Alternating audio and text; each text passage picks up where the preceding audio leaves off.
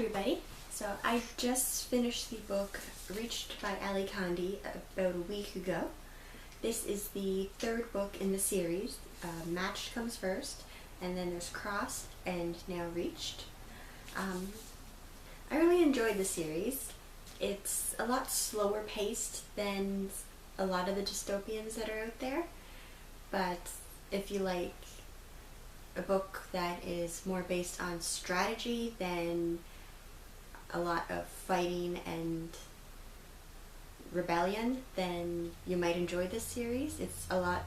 There's a lot more focus on the love triangle than in other books, or at least in other dystopians, whereas in a lot of the dystopians that I've read so far, there's a lot of emphasis on the rebellion and how, well, this is not right, we want things to change.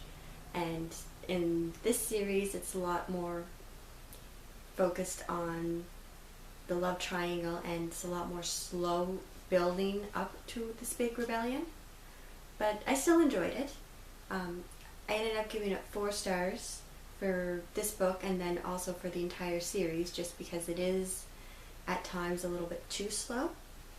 But I did appreciate that it tries to go in a lot of different directions than some of the other dystopians that I've read. It's a lot more strategic in their planning in this book, instead of a lot of focus on the fighting and the violence. They go about it a completely different direction. So an overview of the series would be that the main character's name is Cassia, and she is living in this society where they control absolutely everything. They control who she's going to marry, they control when she's going to have kids, when she's going to die, what her job's going to be, how many calories that she eats in a day. And because they determine that society has gotten cluttered, they've reduced everything down to a nice round number, 100.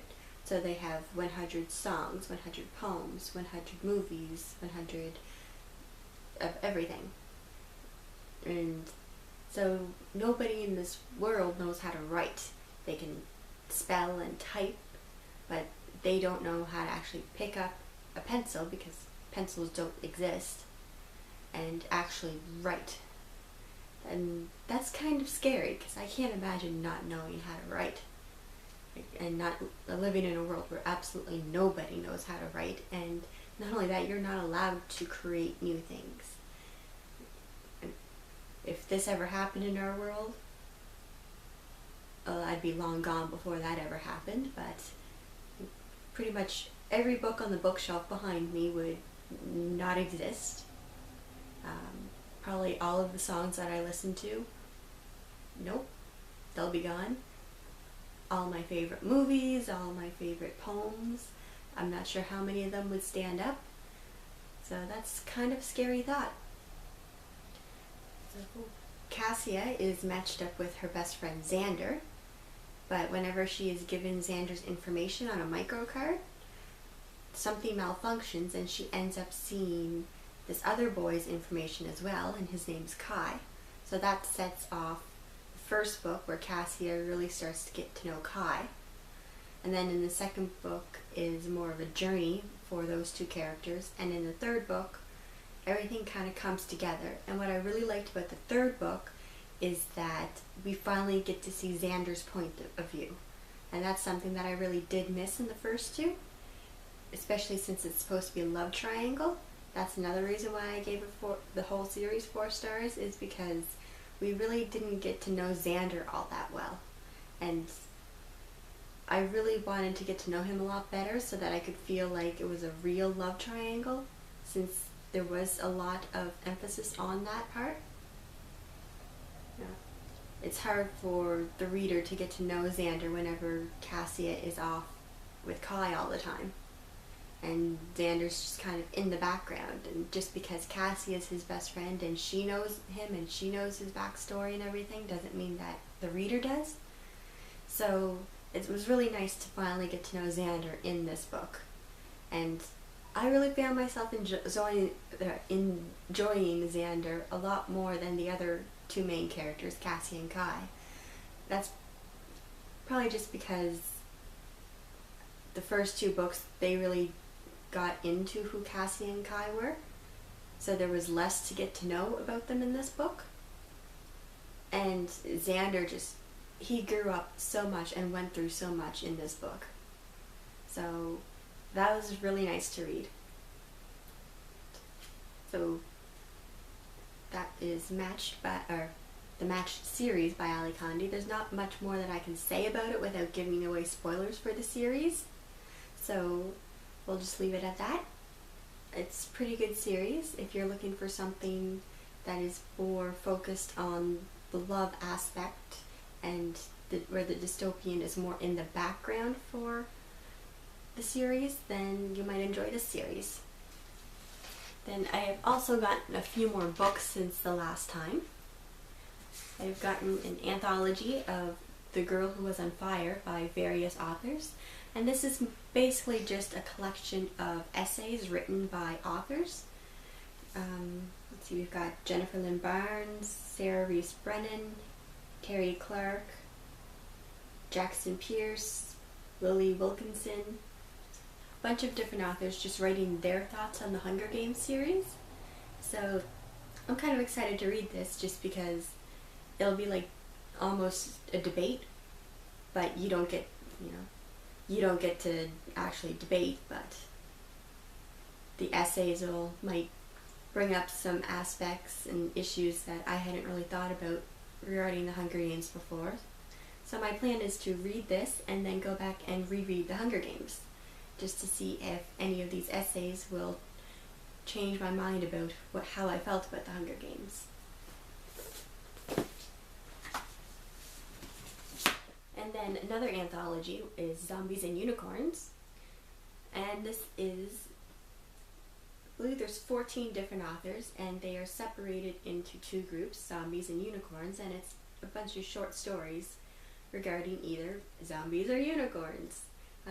Authors in here, we got Holly Black, Garth Nix, Cassandra Clare, Libba Bray, so some pretty big name authors. So it should be interesting to read. It's two aspects of the paranormal or supernatural that I haven't really read before.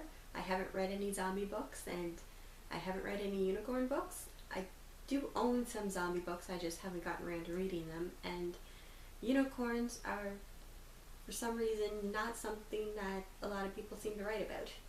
So I'll be getting around to this one soon. And then the last book is A Need So Beautiful by Suzanne Young.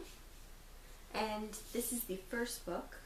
The second book is called A Want So Wicked, and I've already got that one here. This one was in my last book haul. So these books are about angels, if you can't tell from the cover. They're very shiny and kind of glowing almost. And it deals with the aspect of angels who are meant to do good in the world, and if sometimes you might feel this warmth through you and just feel better all of a sudden, or do something that you really didn't mean to do, but it works out in the end for you, and if that happened, then maybe it was an angel, and that she is one of the members of the Forgotten, so people don't remember whenever she's talking to them, trying to get them to do the right thing, and this is what she calls a want. She can feel it in herself whenever somebody needs her, and she is powerless to not help them. She needs to help them. That is what her destiny is. And the more she helps people, the more other people in her life forget about her. Because once she is all used up, then she will cease to exist. And she's trying to find a way around that. So I'm very excited to read these books. And then the book I just finished is, I finished Tiger Lily, and I also finished Juliet Immortal. So reviews will be coming up on those soon. And then I have gotten some more books as well for my birthday. So I might be doing another book haul pretty soon, or I might just wait until we're more into December. Or not more into December, I guess we're still in November right now, but we'll be in December soon. Right. I'm not quite sure what I'm going to pick up next. Lots of options. Possibly too many options. I might just spin around in my chair and grab the first book that comes to mind, or that I can pick up off the shelf, and if I haven't read it, then maybe I'll read that one. Okay. So that's it for now, and I'll see everybody next time.